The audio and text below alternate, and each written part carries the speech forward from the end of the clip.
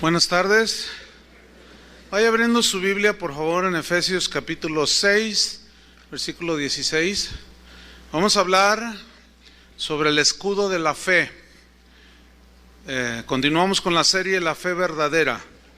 Y vamos a hablar sobre este tema importante para la vida cristiana, el escudo de la fe.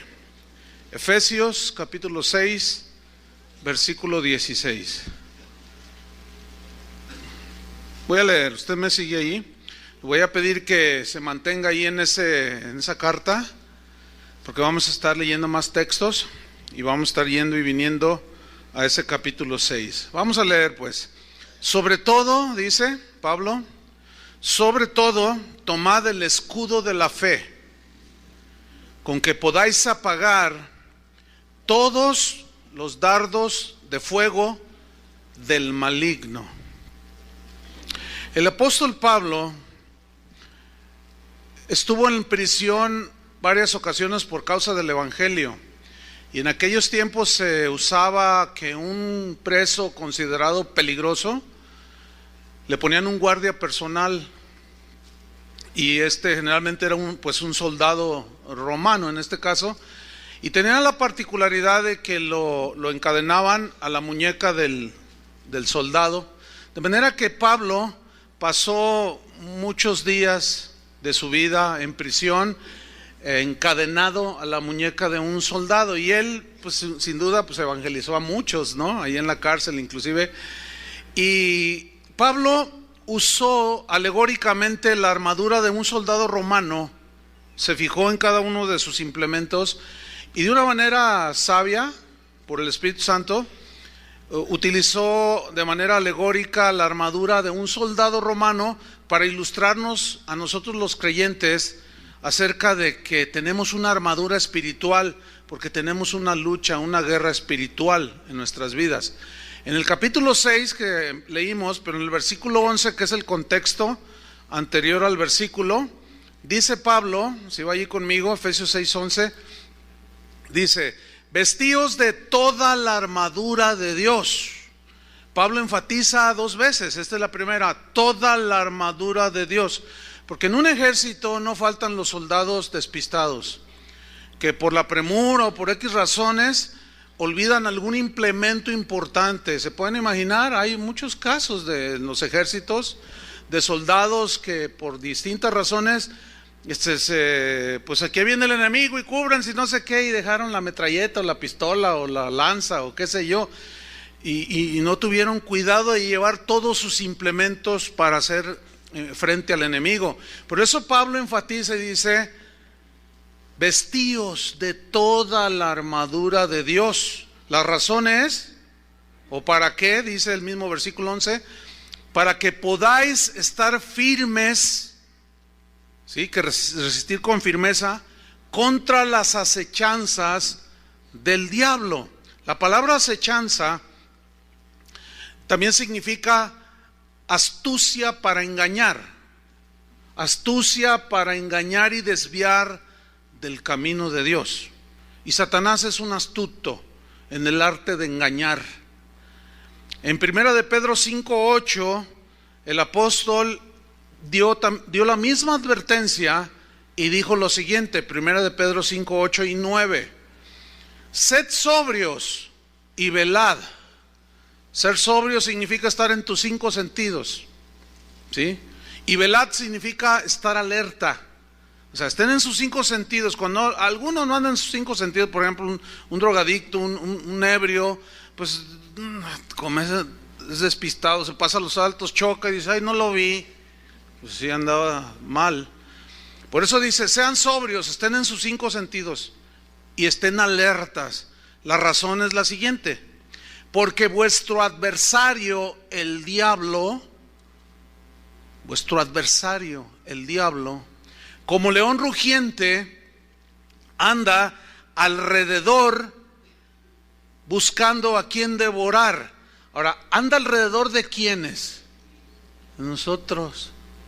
Porque la instrucción es: sed sobrios y velad. A los otros los tiene bien engañados. Entonces anda alrededor de nosotros acechándonos, porque nos quiere devorar. Está buscando la oportunidad para devorarnos y dañarnos. Versículo 9, dice Pedro, al cual, o sea, al diablo, resistid firmes, ¿en qué? En la fe, sabiendo que los mismos padecimientos se van cumpliendo en vuestros hermanos en todo el mundo. O sea que todos los cristianos tenemos acechanzas del diablo, de nuestro adversario. Ahora aquí Pedro dice que nuestro adversario, el diablo, anda buscando a quien devorar. Y es muy triste ver que muchos cristianos han sido devorados por los engaños sutiles de Satanás.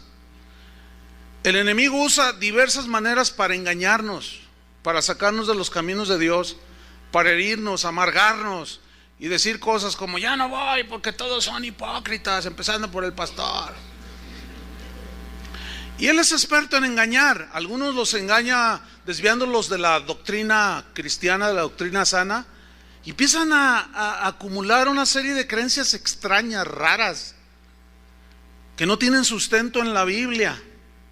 Otros son atacados por medio en la familia, Satanás metiendo contienda, división, rencor, amargura.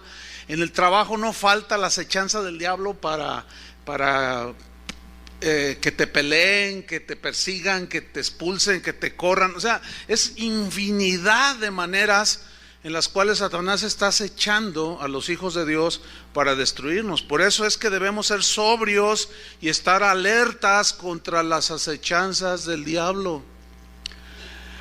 Y un llamado especial a los recién convertidos, de 1 año, 2 años, 3 años todavía de convertidos, porque por naturaleza, en el recién convertido, en el que nace de nuevo, nace pues como los que hemos nacido de nuevo con el gozo del Señor, y al rato ya se aprende uno un versículo y ya cree que uno sabe todo, y ya quiere uno ir a ganarse a todo el mundo, y luego empieza a tomar una actitud así como que ya se la sabe de todas cuando es un inexperto. ¿Sí? Esos son más fáciles de ser devorados. Hace un par de semanas estaba viendo un programa en el Animal Planet. Me gustan mucho este tipo de programas a mí cuando veo la televisión. Y vi un programa bien interesante que se trató de cómo los animales en la naturaleza, cómo dirigen, guían a sus crías. Y entonces empezaron por los ñu. Los ñu es un animal tipo así como, pues son altos, así cabezones, y hay millones de ellos, son manadas completas. Entonces cuando la hembra da a luz a su cría, casi de inmediato la presiona para que se ponga de pie y empiece a caminar. Y por naturaleza, pues el animalito pues está así todo débil y lo empuja para que se pare, y cuando logra pararse está todo así. ¿Han visto los programas? Y están así. Y luego lo empuja, la madre o el padre lo empuja para que camine, lo presiona para que empiece a correr casi recién nacido. Entonces dice el que está narrando, puede parecer un poco brusco, dice, pero no, hay una razón.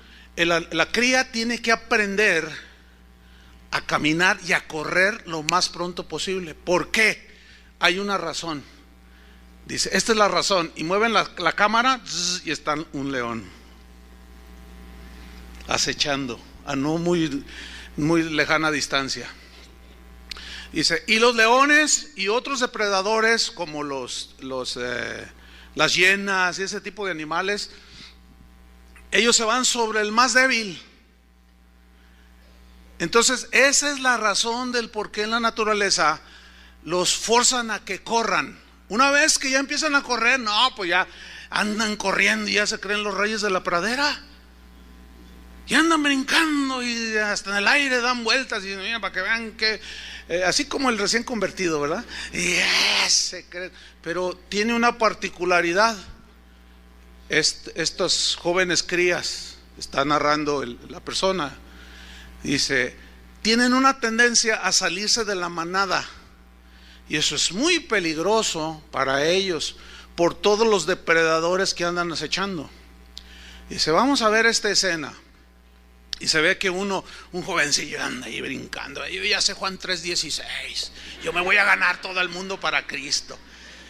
Entonces empieza a hacer de las suyas sin estar en la manada, sin sujetarse entonces se sale de la manada y la madre de la cría se va detrás de él y le da un tope, ¡pum!, que lo tumba para que se meta a la manada. Y como que se enoja el joven, ¿verdad? No, a mí Cristo me hizo libre. Y empieza a alegar con la mamá. Estoy obviamente alegorizando, ¿no? Entonces lo forza a que entre a la manada por una y simple sencilla razón: están los depredadores acechando. Todos los enemigos de ese tipo de animalitos están acechando al menor descuido. Dice, porque ahora vamos a ver una escena de una cría que insistía en salirse de la manada. Y se ve cómo la mamá lo vuelve a meter, y aún otras madres empujándolo a que se meta, porque hay más protección. Pero este ñu insistió y se salió, y va la madre detrás de ella, pero en eso el león una leona salta sobre la cría y la devora. La agarró aquí, la mató y se la comió, la devoró. ¿Por qué? Porque se descuidó, le faltaba experiencia, no aprendía. Pero la madre y el padre saben esto, pero los jóvenes no. Por eso decía un llamado mayormente a los nuevos convertidos, y también uno que otro ya viejo en el Señor, sí, que todavía son mañosos, o sea, no aprenden lo que la Biblia habla de estar allí unidos en el cuerpo de Cristo y no haciendo sus propios rollos ni sus propias visiones. Todo tiene que estar en un orden. Pablo pues nos alerta sobre esta lucha que tenemos, y en Efesios 6:12, continuamos ahí, Pablo nos da esa voz de alerta. Dice, porque no tenemos lucha contra sangre y carne.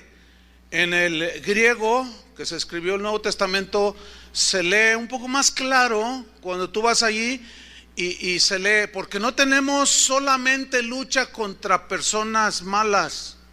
Eso es carne y sangre. No solamente, porque también hay hombres malos, hay mujeres malas. Dice, entonces, no tenemos lucha solamente contra seres humanos, contra otras personas, sino también contra principados, contra potestades, contra los gobernadores de las tinieblas de este siglo, contra huestes espirituales de maldad en las regiones celestes. Toda esta gama de potestades y de entes espirituales que menciona aquí son los ángeles caídos, los que siguieron la rebelión de Satanás, según Apocalipsis. Una tercera parte fue arrastrada por los engaños, las ínfulas que él tenía de destronar a Dios, y estos se convirtieron en todos estos gobernadores que lo único que hacen es perjudicar y dañar a la máxima creación de Dios, que es el ser humano. Entonces, hay una particularidad que es peligrosa, que tiene Satanás, que para nosotros es muy peligrosa, y es que Satanás se puede disfrazar.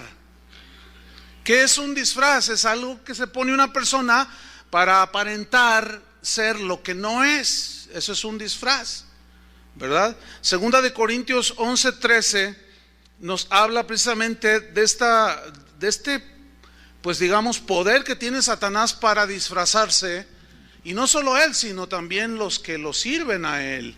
Y dice segunda de Corintios 11:13, porque estos son falsos apóstoles, obreros fraudulentos, que se disfrazan como apóstoles de Cristo. Se disfrazan, o sea, dicen aleluya, dicen gloria a Dios, Dios los bendiga, se saben Juan 3:16, parecen, ¿sí? Pero no todos saben discernir. El lobo se vistió de caperucita roja, ¿Se acuerdan? O el diablo se disfrazó de la abuelita y la caperuza llegó allí. ¿Y quién es? ¿Quién es? Y pensaba que no sabía discernir. Así hay muchos cristianos. Todavía no saben discernir. Cuando tú aprendas a discernir, ya te vas a saber valer por ti mismo. Te vas a cuidar a ti mismo. Mientras no puedes hacerlo y tienes que aprender a estar humildemente o con humildad en sujeción, en obediencia a Dios y su palabra y a los pastores que están sobre nosotros. Y dice aquí que estos son obreros fraudulentos que se disfrazan como apóstoles de Cristo. Y lo dice el versículo 14. Y no es maravilla, no se maravillen, porque el mismo Satanás, dice, se disfraza como ángel de luz. Esto es algo bien tremendo. A mí me preocupa muchísimo cuando gente me comenta o me escriben o hasta me regañan. Me mandan cosas al Facebook, me dice Artemio, yo no soy usuario de Facebook, yo no contesto nada en Facebook, no tengo tiempo. O me dedico a estudiar las escrituras o a contestarles a los miles de personas que entran al Facebook, se la pasan ahí. Pues no, yo he decidido mejor dedicarme a la palabra de Dios. Pero me dice Artemio, oye, mira lo que, y me manda a veces captura, dice, míralo, pastor, ya deje de andar hablando mal en contra de los falsos maestros, déjelos, usted predique del amor. Y yo digo, ay, qué inocentes estos hermanos. Me preocupa porque esos son los más fáciles de devorar. ¿Cuántas veces usted advierte a su hijo de los peligros que se va a encontrar en la escuela o en la calle y por amor no le diga nada? No, por amor usted les dice, y ten cuidado con eso. Se te va a acercar a alguien, te va a decir así como muy amable, mira, toma, te regalo esto. No lo agarres, porque puede ser droga que te cause adicción y al rato se la tienes que comprar. Bueno, versículo 15 dice, así que no es extraño si también sus ministros de Satanás se disfrazan como ministros de justicia, cuyo fin será conforme a sus obras. Entonces noten que la lucha es contra gente mala, pero detrás de ellos, ¿quién está? Huestes espirituales de maldad. Es una guerra espiritual real, hermanos. En el versículo 13 de capítulo 6, Efesios 6:13, Pablo dice, por tanto, o sea, porque tenemos esa lucha, no solo contra gente mala, falsos apóstoles, falsos pastores, falsos cristianos, sino porque también hay una lucha espiritual contra entes espirituales que están ahí en los aires. Dice, por tanto, versículo 13, por tanto, dice, tomad toda la armadura de Dios. Vuelve a enfatizar, toda la armadura de Dios. Tomen toda la armadura de Dios para que podáis resistir en el día malo o en el día del conflicto. Y habiendo acabado todo, o sea, lo que tiene que ver con la lucha cotidiana con la cual tú te enfrentas, todos nos enfrentamos cotidianamente, pero cada día, no hay día que no tengamos una tentación, un ataque, en fin, dardos de fuego del enemigo, al cual debemos de resistir firmes en la fe, pero hay una armadura espiritual que complementa al escudo de la fe. Entonces dice, habiendo acabado todo, estar firmes, o sea, que al final del día tú digas, Señor, gracias que me fortaleciste para no caer en la tentación. Gracias porque me diste fuerza y sabiduría para enfrentar esto otro. Y si alguno eventualmente tropieza en esas tentaciones, en esos engaños sutiles del enemigo y te hace caer, no te olvides que tenemos un abogado para con el Padre, a Jesucristo. Dios ha sido muy bueno con sus hijos y nos ha provisto todo para que aún cayendo, que no es el deseo de ninguno de nosotros, ¿verdad que no? Pero si alguno hubiera pecado, tenemos un abogado para con el Padre, a Jesucristo. En Efesios 6:14 Pablo dice, estad pues firmes. O sea, habla contundentemente de la firmeza que un cristiano debe de tener en su vida cristiana. Y luego menciona 3 implementos de un soldado romano, dice: ceñidos vuestros lomos con la verdad, vestidos con la coraza de justicia y calzados los pies con el apresto del evangelio de la paz. Cuando dice ceñidos vuestros lomos con la verdad, la idea habla de un cinto que usaba el soldado romano, con el cual sujetaba su túnica, que era bastante amplia, y al sujetarla se ceñía, se fajaba, decimos nosotros, y ahí mismo clavaba su espada, pero a la vez tenía libertad de movimiento para la guerra, ¿sí? Entonces, ¿cuál es la analogía aquí? El evangelio de Jesús nos ha dado libertad. Conoceréis la verdad y la verdad os hará libres. Nos ha hecho libres de la esclavitud del pecado, y ahora nosotros debemos de ceñirnos, ¿sí?, con la verdad. La verdad es la palabra de Dios, el evangelio, pero también ser gente de verdad, gente sin doblez. Y el evangelio de Jesús, al darnos libertad y ya no ser esclavos del pecado, debemos pues ceñirnos con la verdad. Pablo dice en otra de sus cartas: hablad verdad cada uno de vosotros con su prójimo. Porque cada mentira que nosotros podamos decirle, cuando un padre le dice mentiras a sus hijos, las consecuencias vendrán. Cuando un hijo le miente a su padre o a su madre, las consecuencias vendrán. ¿Por qué? Por más blanca que sea la mentira. Yo les digo a mis hijos cuando los aconsejo, porque a veces cuando uno le aconseja a sus hijos, ellos piensan que uno está en contra de ellos. ¿Les pasa lo mismo? Es que así son, es la naturaleza de ellos. Así es como se van formando. Entonces yo siempre les marco: mira, hijo, yo nunca te voy a echar una mentira. Yo nunca te voy a decir algo. Cuando yo te diga algo es por tu bien, aunque no te entre. Ya lo vas a entender. Tú solamente obedece. Porque uno por eso es papá. Pero los hijos por naturaleza te ven así. Y no nos creen. Pero a medida que pasa el tiempo, si ellos van desarrollando un espíritu dócil y obediente, ellos están protegidos. Atención, jóvenes. Cuando desobedecen y mienten a su papá: ¿dónde andabas? Pues que en la escuela. Y no es cierto, corres un grave peligro de ser devorado. Y así podemos tener toda una enseñanza al respecto. Pero Pablo dice que nos ciñamos los lomos, o sea, todos nuestros, con la verdad. Y luego dice el segundo implemento, dice: vestidos con la coraza de justicia. La coraza que se ponían los soldados romanos era un implemento que metían por aquí, ¿sí?, abrían, entraba y protegía el tórax. El tórax pues es donde tenemos los órganos vitales, como el corazón, el estómago, los pulmones, el hígado, y la coraza protegía lo que es el tórax, ¿sí? Ahora, Pablo dice coraza de justicia,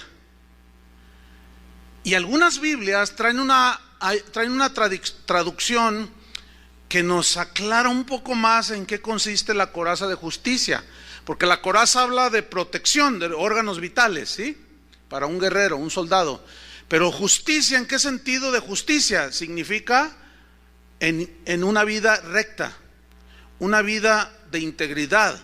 Cuando tú estás vestido de integridad y vives una vida recta, tú estás protegido de las partes vitales, espiritualmente hablando, de tus órganos, como el corazón, que es vital en la vida de un cristiano.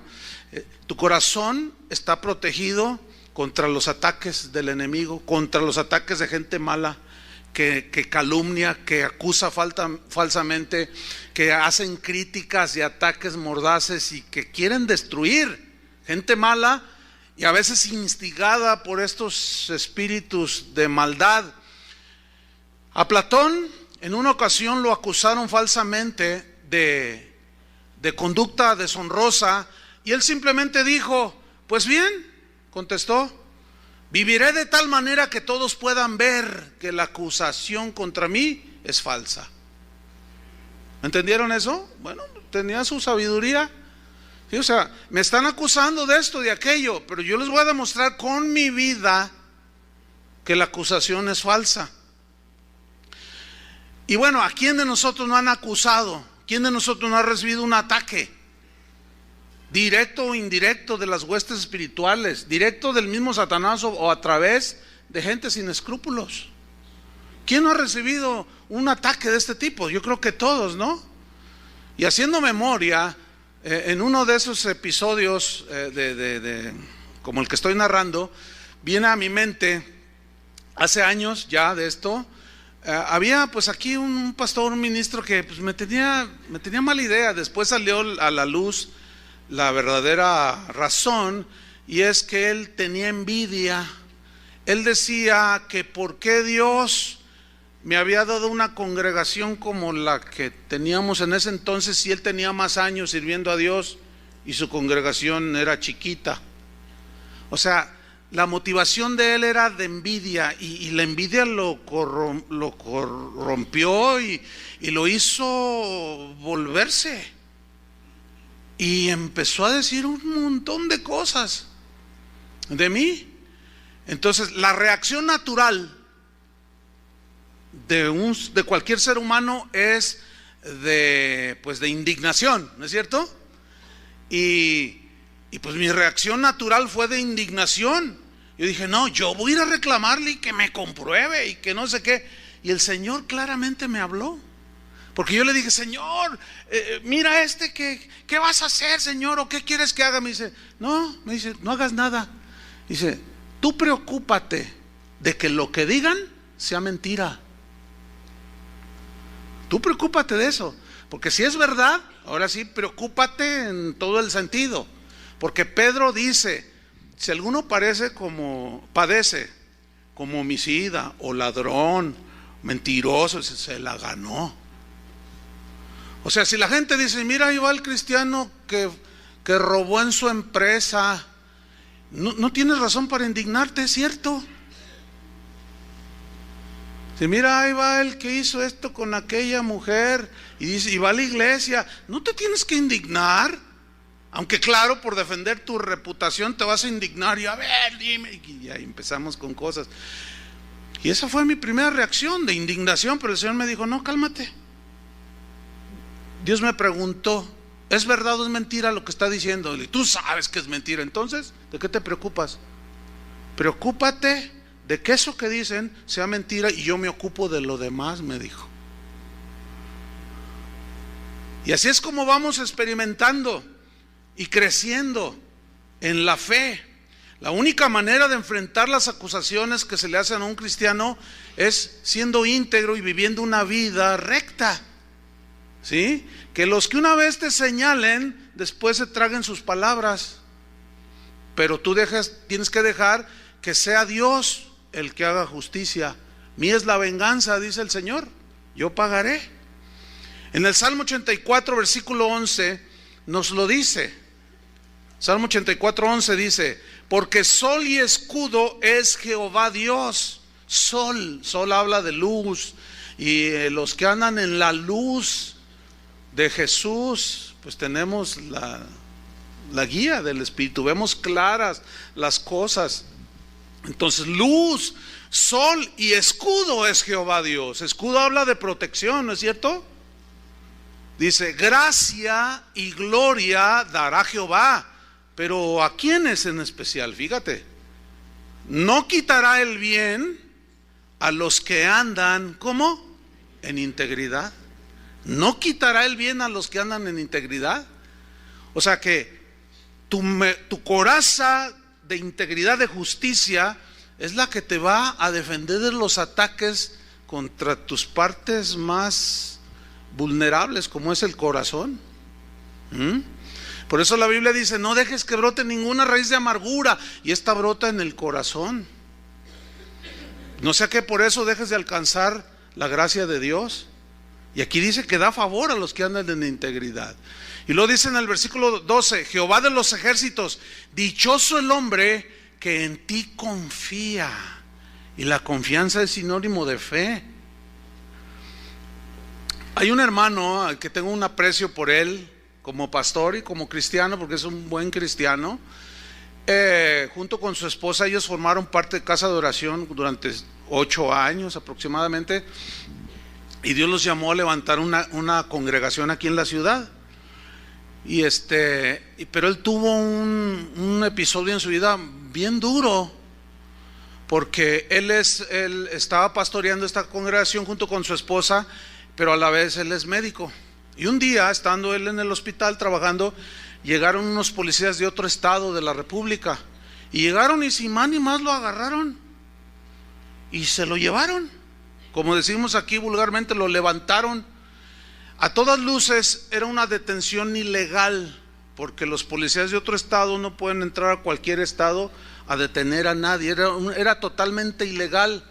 Y cuando lo llevaron a ese estado de la república, no fue aquí en Jalisco, lo pusieron delante del procurador, y el procurador le dijo: te voy a hacer sufrir, voy a destruirte, a tu familia van a llorar lágrimas de sangre. ¿Pero por qué?, le decía ahora el pastor, el hermano, y dice: no, y vas a ver esto. Lo que sucedió fue que una mujer hizo una acusación en contra de ciertas personas, y a él lo involucraron, a ahora pastor.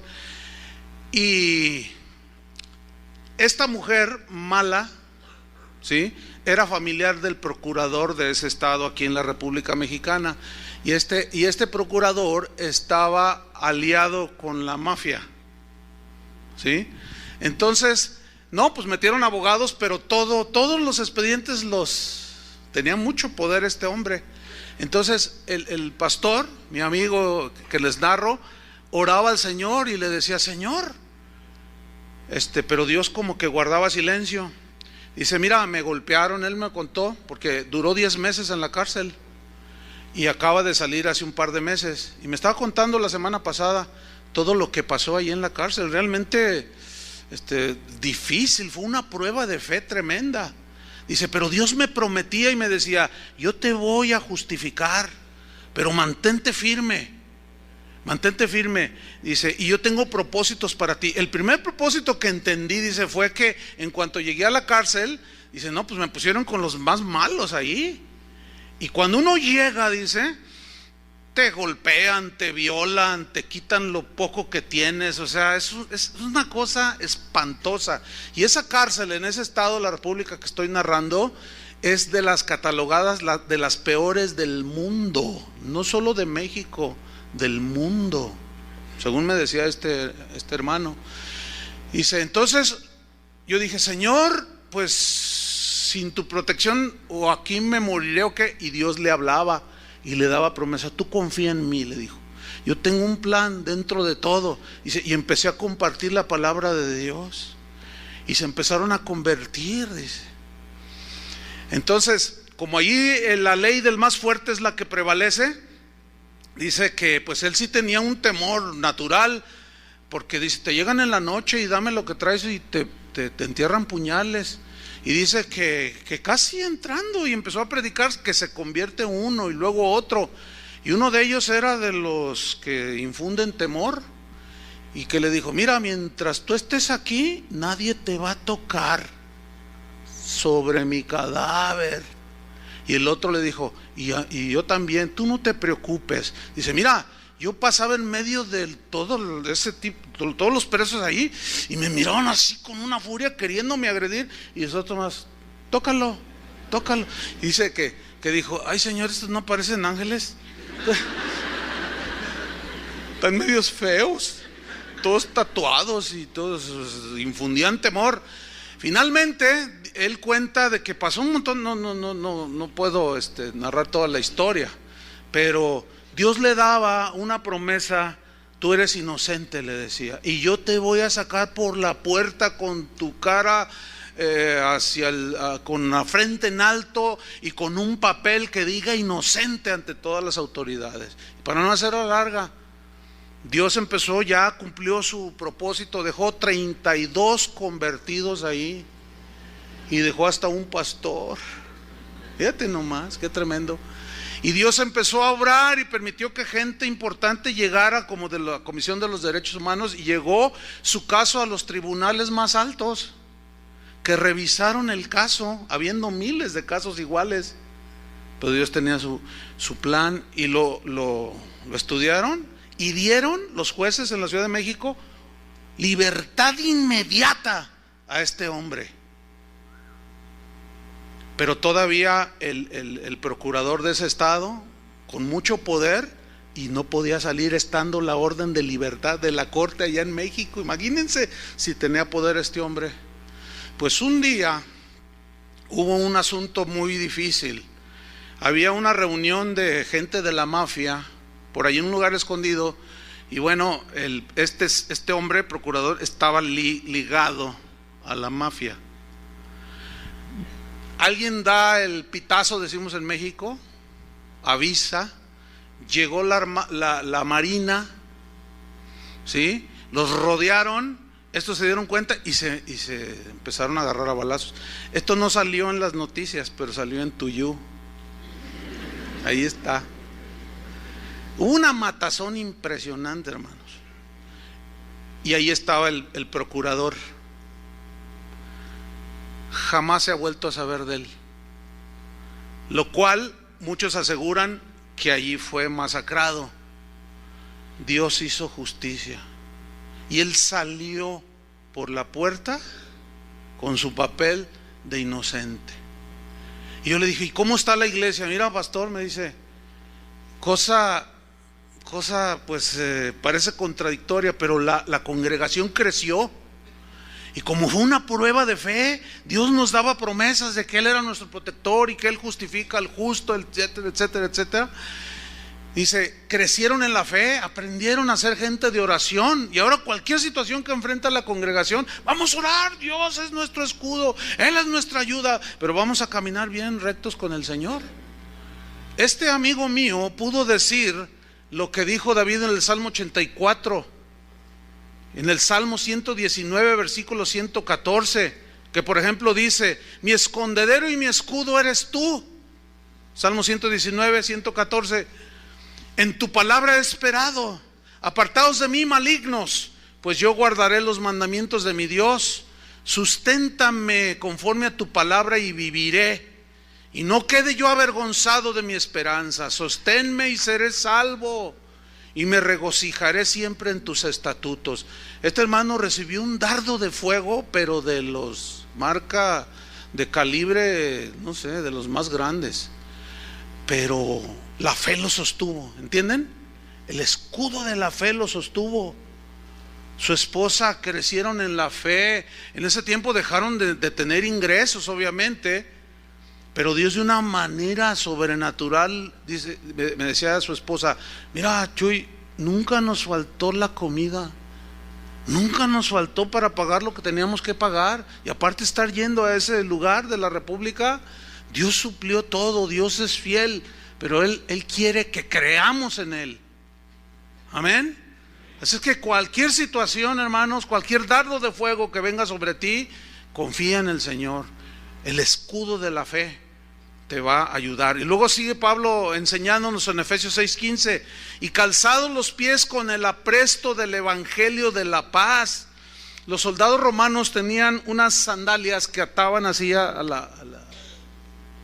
en la pierna, pero eran hechas de un cuero tratado, pero era un cuero resistente, bastante duro, para que el soldado, cuando atravesara las llanuras, los cerros, en las batallas, él pudiera pisar con firmeza y hacer su batalla y su lucha con pies bien firmes. Yo les comentaba en una ocasión anterior que andábamos aquí por Atotonil con las tierras allí de Adrián, y que andábamos en una caminata de más de 10 kilómetros, y que hubo una parte donde todos llevábamos pues botas así para el campo, pero llegamos a una parte en el terreno donde había muchas piedras. Era muy empedrado, y no eran piedras grandes, eran como de este tamaño, como pelotas de ping pong.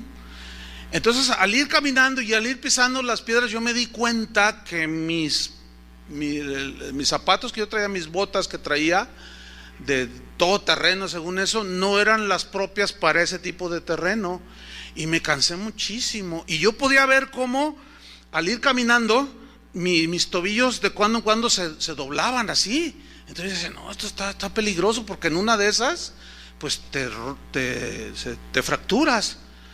Entonces dije, no, yo necesito otro tipo de botas. Y en una ocasión vi unas botas propias para ese terreno. Las compré.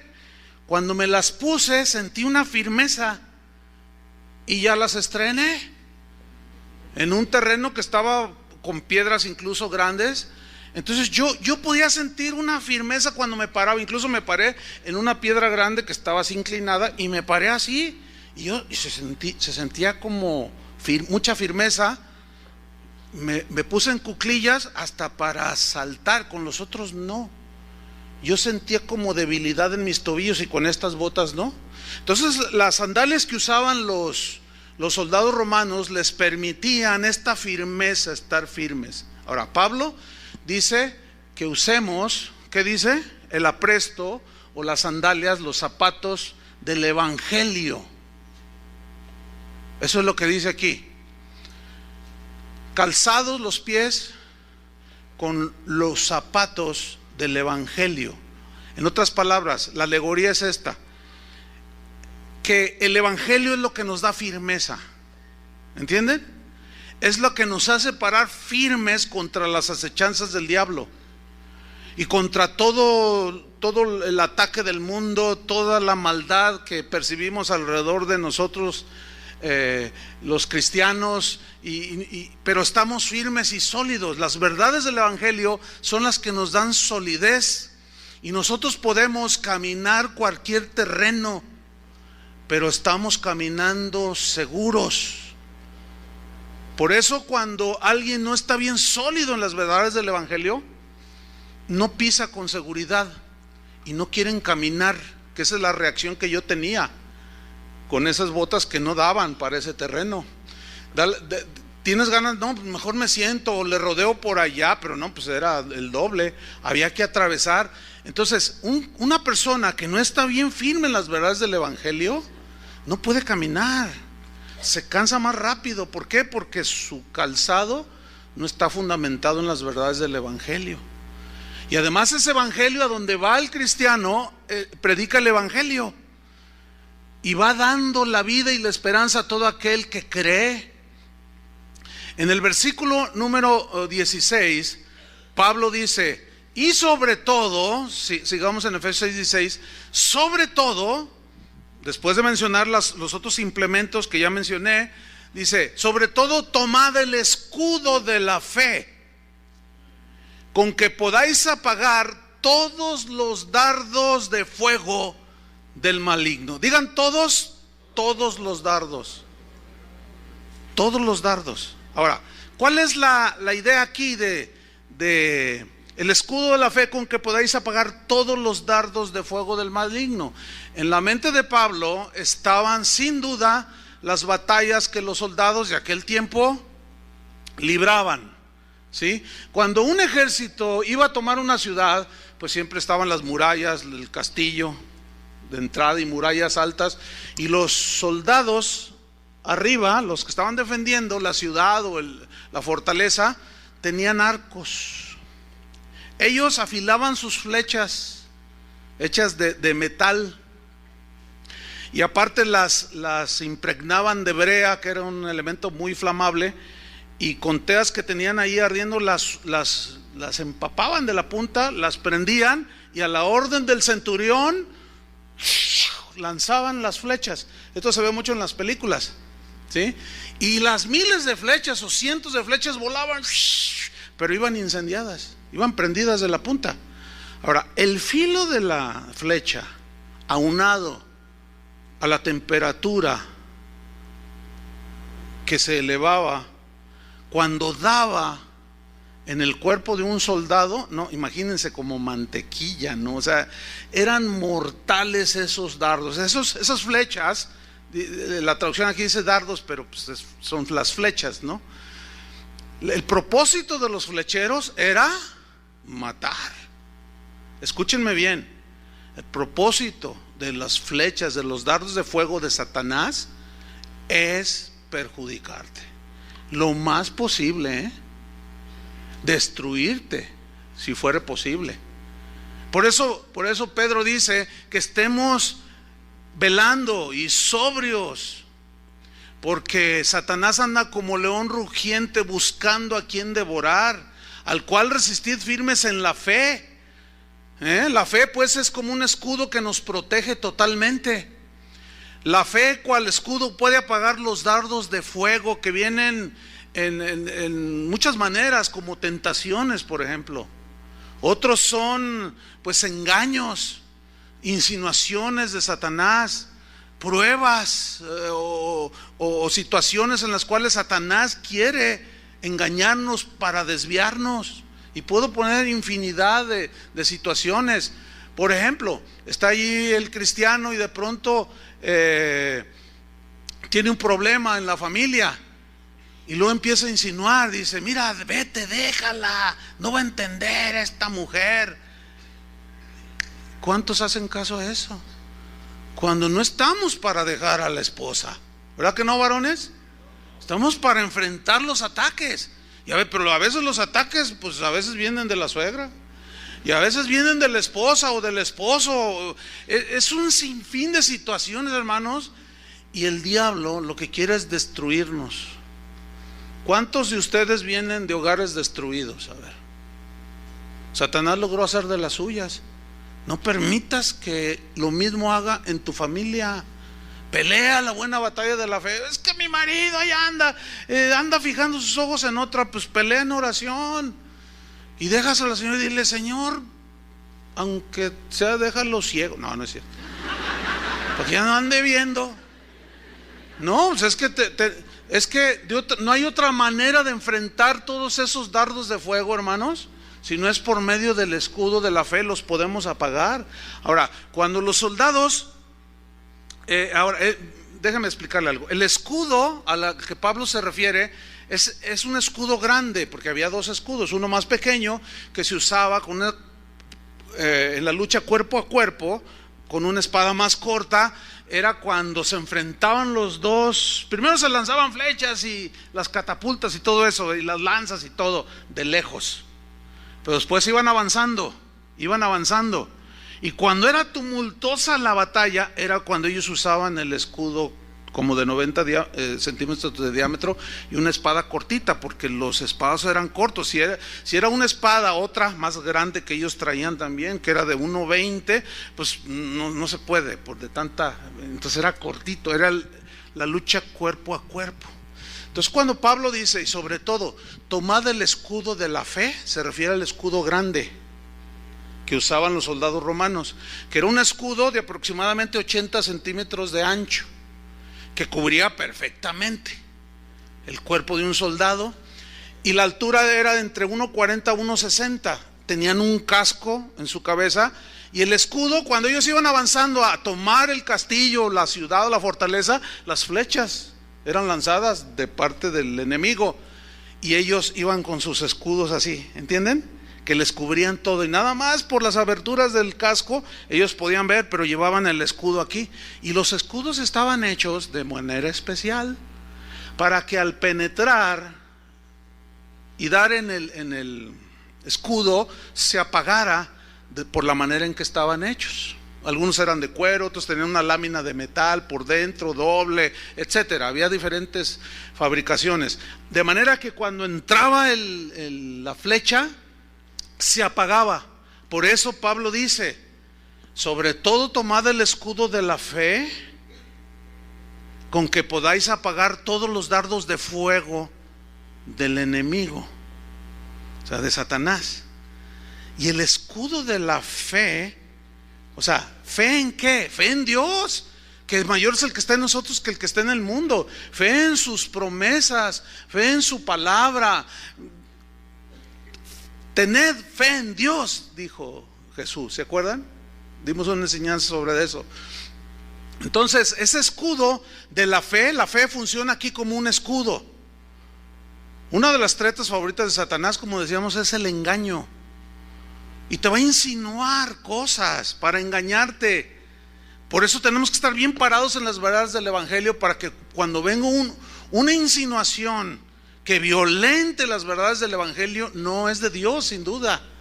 Es de Satanás o de hombres malos que te hacen violentar la palabra de Dios. ¿Cuánto le dan gracias al Señor que Él no nos dejó desprotegidos?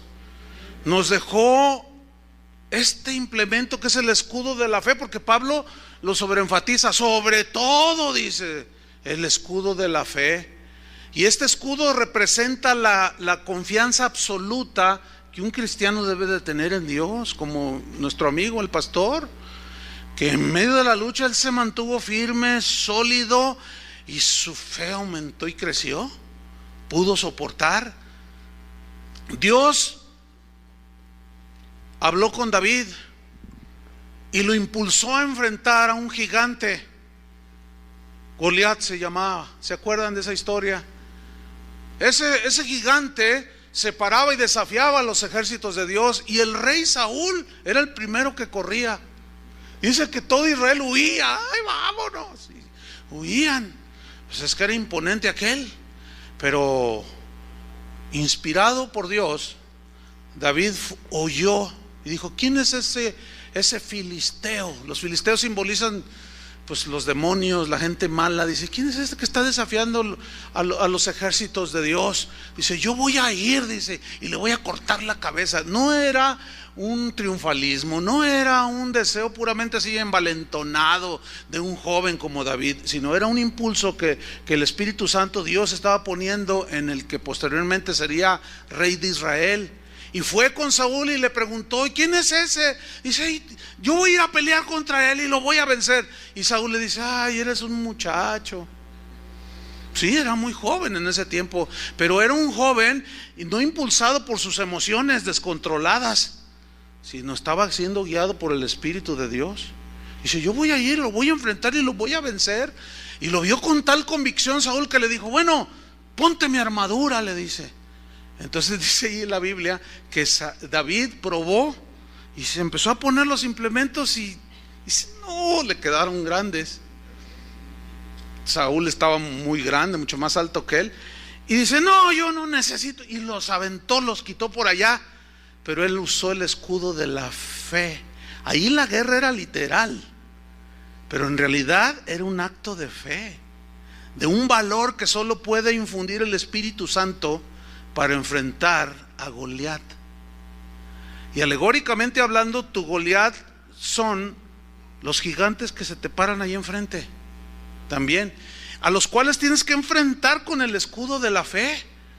Y él hablaba las palabras de la fe, no un positivismo como lo que usan hoy muchos, sí, basado en creen lo que ellos dicen, no lo que la Biblia dice.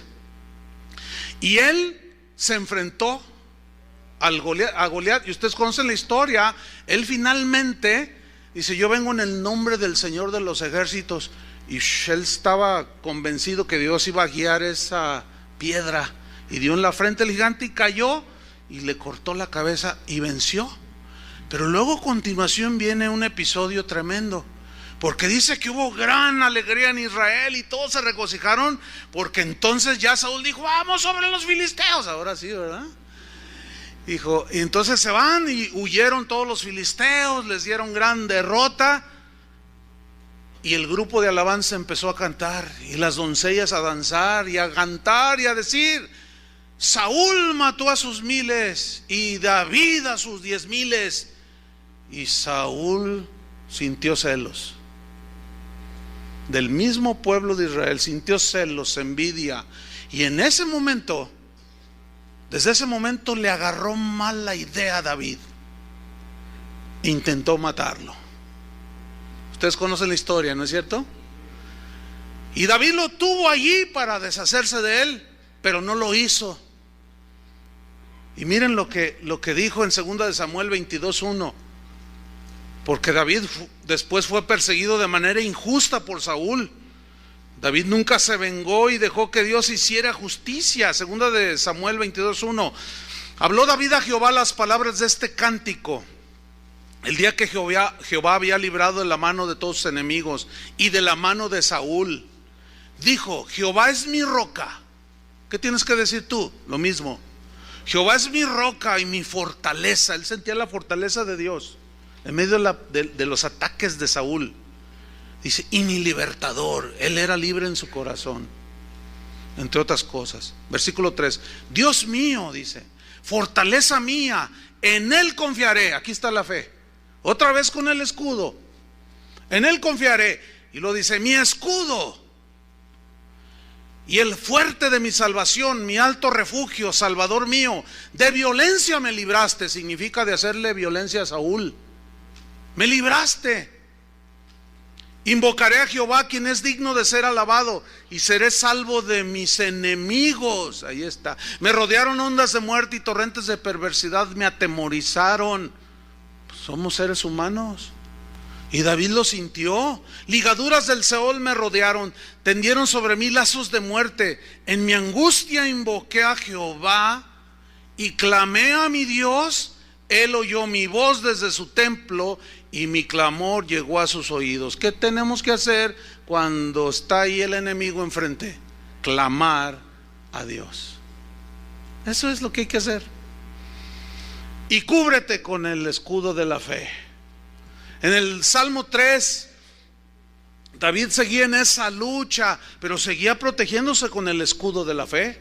Salmo 3, versículo 1, dice: oh Jehová, cuánto se han multiplicado mis adversarios.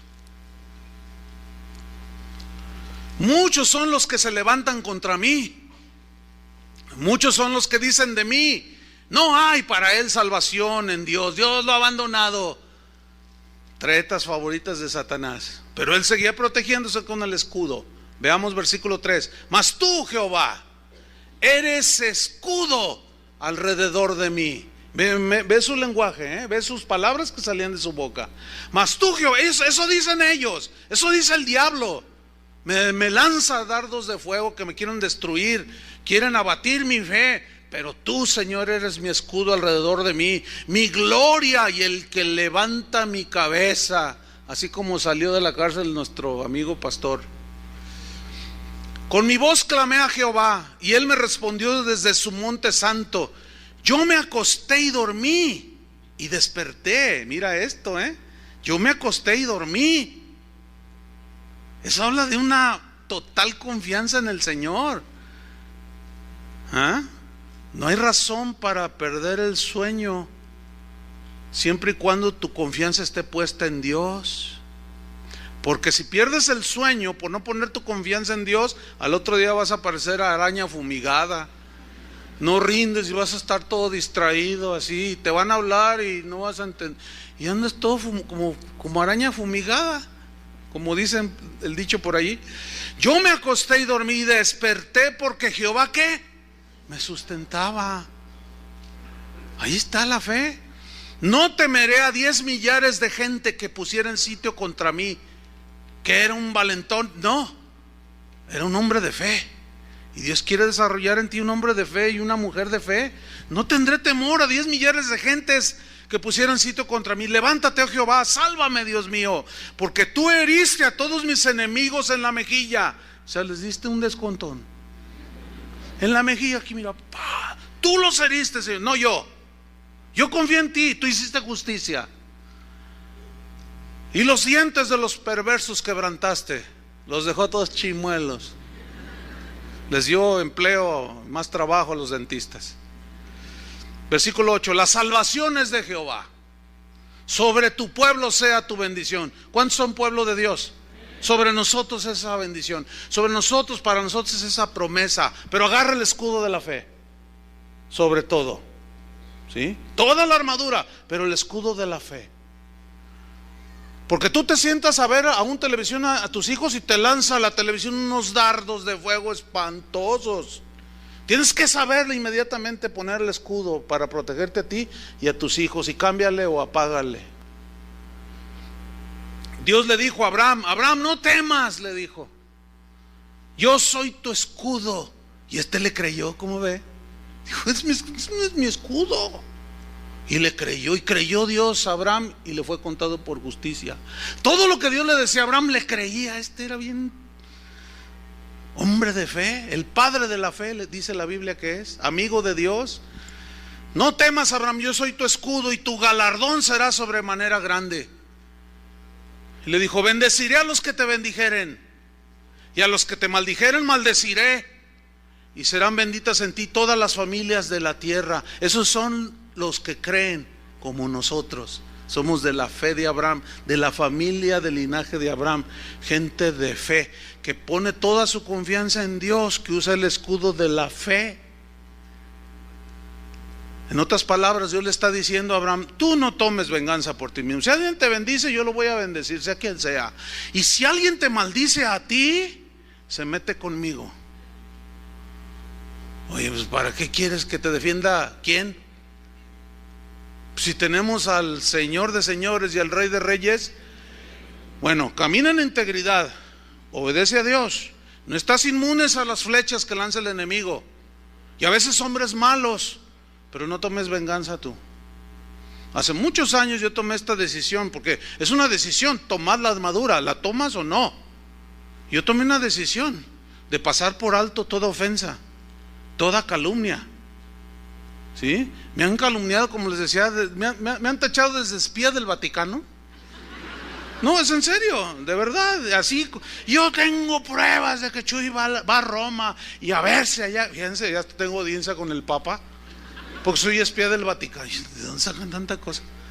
Yo nomás oigo, pero no, yo decidí no hacer nada. Esas son calumnias, hasta la peor que he tenido en mi vida. ¿Saben cuál es la que he considerado la peor? Así la que, esa me tambaleó. Empezaron a decir que yo le iba a las Chivas.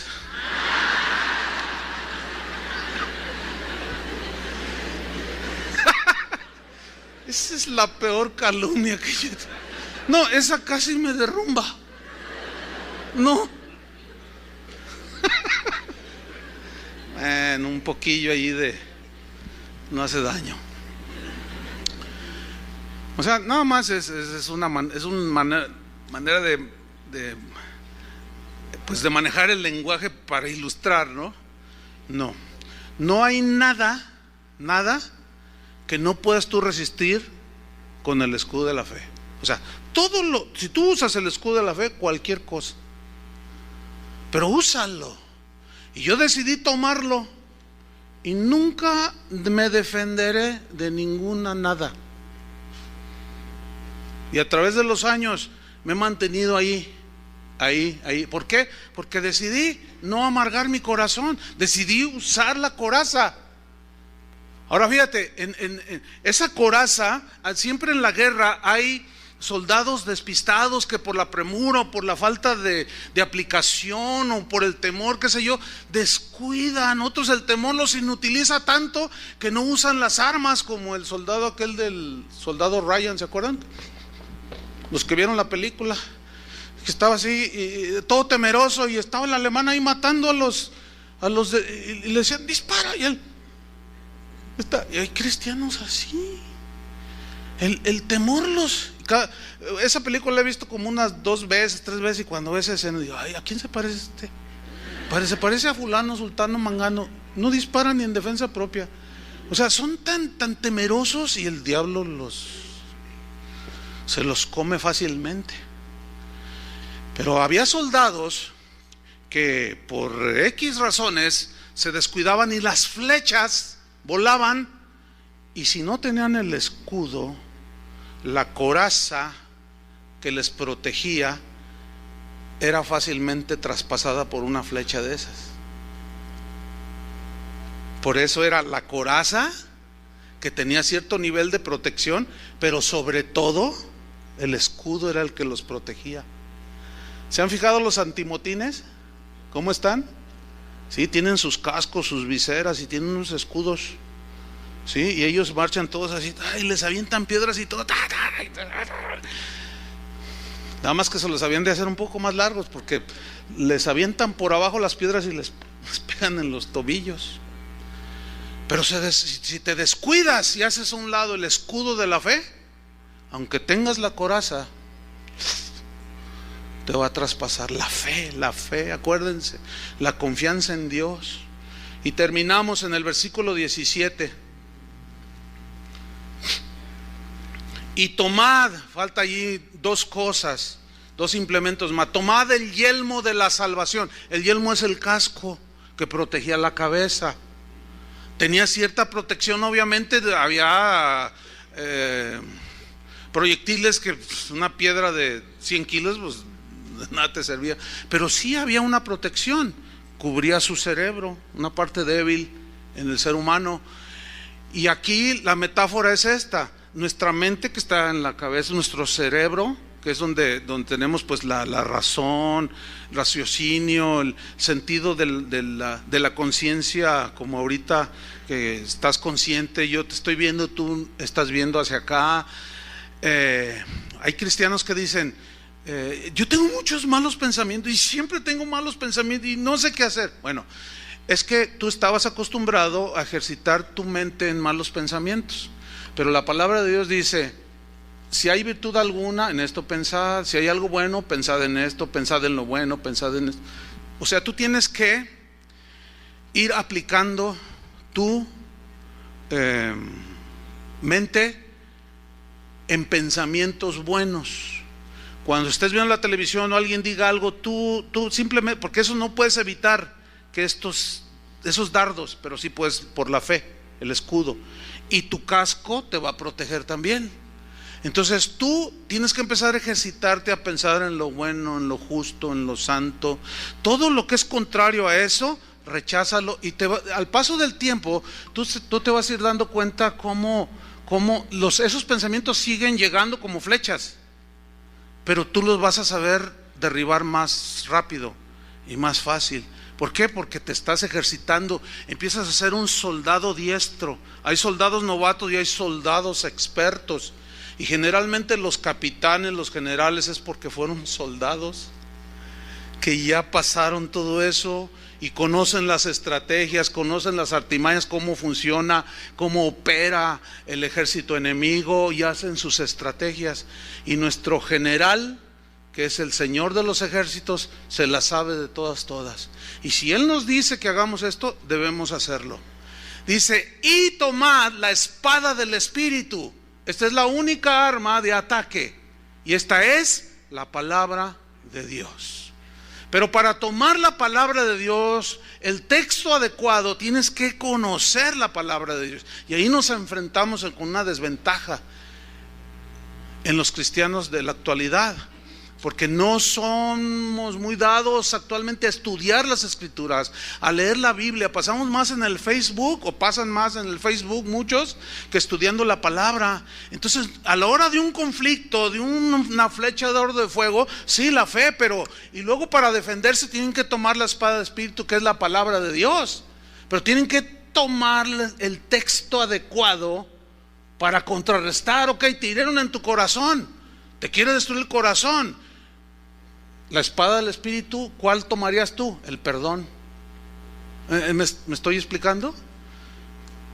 Entonces, si un soldado no está adiestrado en las armas que debe manejar, pues imagínate, va a la guerra y luego ve venir un tanque, de esos tanques, los Panzer alemanes, qué sé yo, pues yo estoy hablando de la Segunda Guerra Mundial, imponentes, así impresionantes. Y dicen: ¡ay, un tanque! No, pues eso es un destructor. Entonces dice: pero aquí está un rifle automático, una AK-47. No, ahorita lo agujero. O sea, no conoce el blindaje, no conoce cuál es el arma adecuada. Tiene que saber cuál es el arma que tiene más potencia que el que está enfrente. Si un soldado está adiestrado y ve venir un tanque que se está acomodando para lanzar el cañonazo, no va a tomar un rifle, ni un R-15, ni una AK, ni un automático calibre no sé qué, por más grande que sea, ni siquiera una metralleta calibre 50. No le hacen nada. No, pero si está adiestrado y conoce las armas y ve una bazooka antitanque, no, se olvida de las pistolitas, ¿entiende? Y se va sobre la bazooka porque él sabe, está adiestrado, y apunta y ¡puf!, fuego, y adiós, destruye al enemigo. Tomad la espada del Espíritu, que es la palabra de Dios, pero hay que conocerla, hermanos. Los más fáciles de ser devorados son los que ignoran la palabra de Dios. Tú puedes ser un creyente y buen cristiano, pero que no te aplicas en las Escrituras, corres un grave peligro de ser destruido por el enemigo. Por eso vamos al conocimiento de la palabra, amén. Y finalmente en el versículo 18 dice: orando en todo tiempo, con toda oración y súplica en el Espíritu, y velando en ello con toda perseverancia y súplica por todos los santos. Aquí Pablo habla de un aspecto muy importante, del orar en todo tiempo y súplica en el Espíritu, velando por los demás, orando por los demás. Déjeme contarle dos historias para terminar, de la vida real. En los Estados Unidos, en una universidad, había, en el mismo cuarto donde se quedaban, había dos jóvenes estudiantes de esa universidad. Uno tenía una pasión por el deporte de los clavados, y él quería hacer medalla de oro por los Estados Unidos en alguna olimpiada, y él entrenaba pero en demasía, y era un apasionamiento que tenía. El otro joven era un cristiano apasionado por Cristo y apasionado por la salvación de los demás, y le compartía a este hombre, a este joven aspirante a ser campeón olímpico, y le hablaba de la palabra de Dios, y le hablaba al punto que llegaban cuando le decía: es que a Jesús lo tienes que tener en primer lugar en tu vida para que tenga significado, importancia verdadera. Y el otro luchaba porque decía: es que lo que más quiero es ser campeón clavadista. Y aquel joven cristiano le sembraba la palabra, pero oraba mucho. Y cuenta este testimonio que en su afán desmedido por entrenar, salió de su cuarto mientras su otro compañero, el cristiano, estaba dormido, y salió y no se dio cuenta el cristiano que había salido, y fue allí a las mismas instalaciones de la universidad y se metió donde estaba la plataforma de 10 metros. Y estaba casi oscuro, allí al fondo había una luz tenue que era suficiente para ver, así como cuando la luna se refleja, ¿no? Y dijo: no, pues soy un buen clavadista, no voy a hacer mucho ruido, voy a practicar unas 3 horas, nadie se va a dar cuenta. Entonces está la plataforma de 10 metros, ahí está el foquito muy tenue, y estaba ahí en penumbras, pero se alcanzaba a vislumbrar el hectágono de la alberca. Entonces él se voltea así, y el foquito que estaba atrás, cuando él hace esto, ustedes saben todo el protocolo, ¿no?, del clavadista, se para y hace eso, se reflejó su silueta enfrente de él, que estaba como a 3 metros la pared, y formó una cruz. Entonces cuando ve esa cruz, algo pasó, que en lugar de tirarse a la alberca, cayó de rodillas al frente y empezó a llorar y a pedirle perdón al Señor, y ahí se convirtió al Señor. Y el cristiano despertó y vio que no estaba su compañero, y Dios le puso en su corazón: ora por él, ora por él. Y aquel cristiano se dobló allí y empezó a orar por este joven, pero él ignoraba todo. Entonces cuando está él tirado ahí en la plataforma, alguien entra porque oyeron los sollozos. ¿Y quién está? Pero nadie contestaba, y él escuchaba, el hombre, aquí uno de los vigilantes, y va y prende las luces. No, todo se iluminó. Entonces dice: ¿quién anda allí? Entonces ya, no soy. ¿Qué estás haciendo allí?, le dice. No, pues es que vine, pero es que quería practicar, pero algo me pasó y me encontré con el Señor, y les empieza a contar lo que le había pasado con Jesús. Entonces le dice, pues mira la alberca, y se asoma, no tenía agua, la habían vaciado en la tarde y él no se había dado cuenta. Pero la oración de aquel, vean dónde repercutió. Y luego termina Pablo diciendo, orando en todo tiempo y súplica en el Espíritu, velando con ello con toda perseverancia y súplica por todos los santos y por mí, decía Pablo, a fin de que al abrir mi boca me sea dada palabra para dar a conocer con denuedo el misterio del Evangelio. Por mí, oren por mí, decía Pablo, para dar a conocer el Evangelio. Qué importante, hermanos. Cuando yo estaba recién convertido, yo me convertí a los 20 años, tenía 21 años cuando llegó un pastor, un predicador ahí a la iglesia donde yo estaba, y me impactó mucho su mensaje, su manera de exponer las escrituras. Y yo dije, pues en mi novatez, yo dije, cuando yo sea grande quiero ser como él. Y me había impactado. Entonces yo me acerqué con él al final de la enseñanza y empecé a platicar con él y le dije, ¿le puedo hacer una pregunta, pastor? Me dice, claro. Le dije, pastor, ¿cuántas horas ora usted? Yo le pregunté a él, porque yo asumía que él a lo mejor se levantaba a las 3 y oraba 5 horas y por eso tenía mucho poder, ¿no? Yo asumía eso. Y me dice, ¿cómo te llamas? Le digo, me llamo Chuy. Dice, mira, si te voy a contestar, dice, pero no me vas a creer. Y dije, no, ¿cómo no, pastor? Si le voy a creer. ¿Cómo no? Pues usted es el predicador. Dice, mira, ¿que cuántas horas oro? Yo oro 24 horas al día. Entonces seguramente yo hice una reacción así como, que me dijo, ¿ves? ¿No crees? ¿No me crees lo que yo te estoy diciendo? Dices, yo oro 24 horas al día. ¿De qué otra manera se puede entender orando en todo tiempo? Orar sin cesar. Dice, mira, el concepto es del Antiguo Testamento, había que ir al templo a orar. En el Nuevo Testamento tenemos el Espíritu que nos ayuda en nuestra debilidad y aún nos ayuda a interceder en donde quiera que estemos. Lo que tienes que aprender es, sí, estar ahí en tu lugar de oración, pero desarrollar un espíritu de oración, una actitud de oración que te lleva aún en los sueños, ser sensible cuando Dios te despierta, o aún en los sueños estar orando por alguien. Pero eso lo tienes que desarrollar. En ese tiempo se me fundió el fusible, se botó la pastilla, ¡tac! Pero ahora lo entiendo un poco mejor, un espíritu de oración. Porque la mayoría de la gente piensa, ¿a qué viniste? Pues vine a orar, y luego ya te sales y pues ya Dios. No, es un espíritu, es una actitud. Y estar sensible. De pronto el Señor te pone un nombre y te dice, José, José. Y tú dices, ¿cuál José? ¿Qué José? Y José, y te dice, y te lo pone así como que lo ves. Ora por él. Y para eso no necesitas venir aquí o estar propiamente en tu lugar de oración. Es un espíritu de oración el que vas desarrollando. Eso es lo que Pablo está enseñando. Y eso es lo que a final de cuentas nos ayuda a estar alertas. ¿Sí?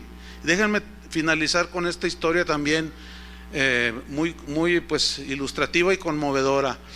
En los Estados Unidos enviaron a un misionero al África.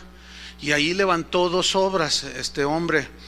Y él a la vez era médico y cuenta que en una ocasión él iba de una población donde ya tenía algunos convertidos a otra población donde estaba predicando y a la vez atendía como médico a la gente pobre. Y cuando iba llegando a esta población dice que vio a 3 hombres así a una distancia como unos 300 metros que estaban allí. De pronto se empezaron a pelear. Y 2 de ellos se fueron en contra de uno y lo golpearon, lo zarandearon, lo dejaron malherido y se fueron. Entonces él como médico se acercó y lo orilló así y lo empezó a atender. Y así empezó a volver en sí el golpeado, el hombre ultrajado, y le dijo, tú eres el misionero, ¿verdad? Yo te conozco. Dice, te conocemos. Dice, ¿por qué haces esto? Si tú sabes que te hemos hecho maldades y te hemos ofendido y te hemos hecho cosas. Dice, no, es que yo soy un cristiano y yo te estoy demostrando el amor de Cristo. Entonces empezó allí a platicar con él y lo curó y lo atendió los días que estuvo allí. Y le dijo, ¿y cuándo te regresas? ¿Y qué haces cuando te regresas? Bueno, mira, ahora voy a este lugar, son camino 2 días. y voy a llevar un poco de dinero para comprar unas provisiones, no las puedo llevar aquí, pero voy a llevar otras cosas para unas personas allá.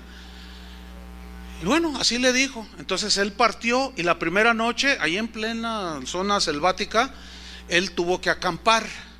Y este misionero cuenta que empezó a sentir como una angustia de un peligro que acechaba. Y él dice que miraba a todos lados, pero que no veía a nadie. Dijo, no, probablemente puede ser una fiera, un león, una serpiente. ¿Qué es, Señor? Pero no pasaba nada. Finalmente dice, me acosté y dormí. Y despertó, Dios lo sustentaba. Y siguió su camino y llegó a su destino. Y al poco llegan estos 3 hombres. Dice, misionero, queremos hablar contigo. Y dijo, ¿qué hacen aquí? Y le empiezan a conversar. Bueno, es que en realidad, dice, mira, venimos a hacer las paces contigo. Ya no queremos molestarte más. ¿De qué están hablando? Dice el que había sido herido. Dice, es que cuando me contaste tú que ibas a llevar un dinero, ibas a llevar unas provisiones, yo me volví a liar con estos 2 que me habían golpeado. Así son ellos, ya ven, ¿no? Entonces dice, y planeamos robarte pero asesinarte. Dice, y anoche, fíjate qué tremendo, estábamos acechándote. Cuando acampaste, dijimos, este es el momento. Y cuando íbamos avanzando para quitarte la vida, nos dimos cuenta que traías una escolta. Y él pensó, ¿de escolta? Pues tenía una fogata allí. Dice, se empezaron a levantar como que estaban allí recostados. Primero uno y luego eran unos hombres impresionantes con unas armaduras, unos sables que tenían, que brillaban, dice, con la luz del fuego. Y nos hacían así, como diciendo, ¿qué traen, verdad? Y dice, entonces nosotros fuimos retrocediendo y ellos no hablaban, pero nomás hacían, ¿qué? Y con las armas así. Entonces él dijo, ay, dice, no queremos, mira, es más, queremos formar parte de tu escolta. Hicieron las paces, pero él dijo, bueno, gracias, Señor, porque me libraste. Pero ahí no terminó la historia. Un mes después él fue a los Estados Unidos a visitar la iglesia que lo había enviado y les contó el testimonio. Y cuando él está contando, un hombre allí de la congregación suelta en llanto. Gracias, Señor, pero de tal manera que llamó la atención de toda la gente.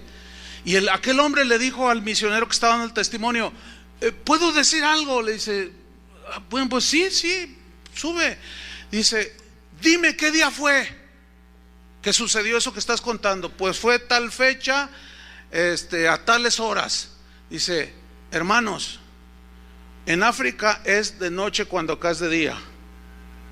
Dice, y a esa hora, de día, yo y otros 3 hermanos de aquí de la congregación, era un día de asueto para nosotros, eran empresarios, fuimos a jugar golf, el que le gusta a Tony, ¿verdad, Tony? No, ni le gusta. Y estábamos ahí, ya íbamos a empezar el juego, dice, y Dios me puso el nombre del misionero, del hermano, me dijo, ora. Yo les dije, ¿saben qué? No puedo jugar ahorita, necesito orar por el hermano, vamos a orar por el hermano, algo hay, tengo una inquietud aquí muy fuerte de un peligro, algo hay, no lo sé. Y nos pusimos a orar, dice, y empezamos a llamar a un montón de hombres del grupo de varones de la iglesia, pero a muchos, a un par de cientos, dice, para que oraran. Pero hay un detalle. Cuando aquellos hombres vieron la supuesta guardia que traía el misionero, dice, le dicen al misionero, y los contamos, dice, traes 26 guardaespaldas. Y él dijo, pues 26 ángeles, ¿no? Entonces cuando está dando el testimonio, y aquel hombre dice, y yo invité a muchos hermanos de la congregación para que intercedieran por ti, hermano. Dice, pónganse de pie todos aquellos que intercedieron aquella fecha por el hermano en la mañana. ¿Sabes cuántos se pararon? 26. Esa es de la vida real. No estoy estableciendo una doctrina, ¿no? Así de que, bueno, por cada uno que ore, pues es un ángel que Dios te manda, no. Pero yo le doy gracias a Dios por todos aquellos que oran por nosotros, como decía Pablo, y oren por mí. Hay mucha gente en el mundo, alrededor del mundo, que me escribe. No puedo contestar todos los correos, pero muchos de ellos dicen: pastor, nada más queremos dejarle que sepa que estamos orando todos los días por usted. Y gracias por esos que oran por nosotros, pero debemos orar unos por otros, hermanos. La fe, la palabra de Dios y orar unos por otros. Eso es real, hermanos, es de la vida cotidiana. ¿Aprendieron algo? Vamos a orar, vamos a darle gracias a Dios. Señor, te damos muchas gracias. Gracias por la palabra. Gracias, Señor, porque tú nos alertas y nos dices que hay una lucha, una guerra que se libra entre el bien y el mal, entre las huestes de Satanás, sus falsos apóstoles, sus falsos maestros, los seguidores de él y tus hijos, Señor, tu pueblo, tu ejército. Pero nos has dado armadura, implementos para la guerra, el casco de la salvación, el evangelio, las sandalias que cubren nuestros pies, el cinto que nos afianza, la coraza de justicia que nos protege. Pero sobre todo, dice tu palabra enfatizando, tomad el escudo de la fe, con que podáis apagar todos los dardos de fuego. Es la fe de los hijos de Dios, la fe que nos ha sido dada a cada uno de nosotros, esa confianza que debemos depositar en ti, Señor. Padre, yo te pido por cada uno de mis hermanos, sobre todo por los más jóvenes en Cristo, que no tienen la experiencia, que no tienen el entendimiento o la sabiduría para conducirse, y como aquellas crías de aquellos animalitos que suelen salirse y hacer lo que bien les parece, Señor, oramos por ellos, porque el diablo los está acechando y son los que son presa fácil de las fieras del campo, de las hienas, de los leones, los tigres, los depredadores. En el nombre de Cristo Jesús, Señor, que los que tenemos más tiempo en Cristo, en tus caminos, tomemos el escudo y aún proteger a los más pequeños detrás de nosotros, para que ellos sigan creciendo y que un día se sepan valer por sí mismos. Te damos gracias, Señor, por tu palabra, en el nombre de Jesús. Amén. Que Dios les bendiga, hermanos.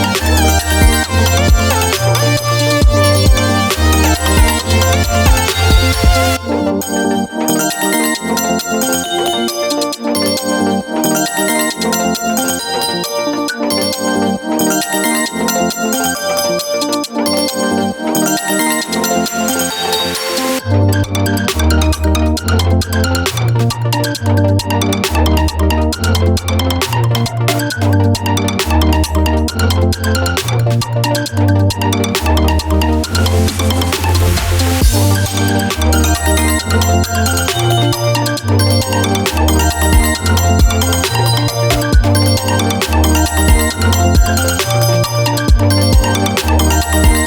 We'll be right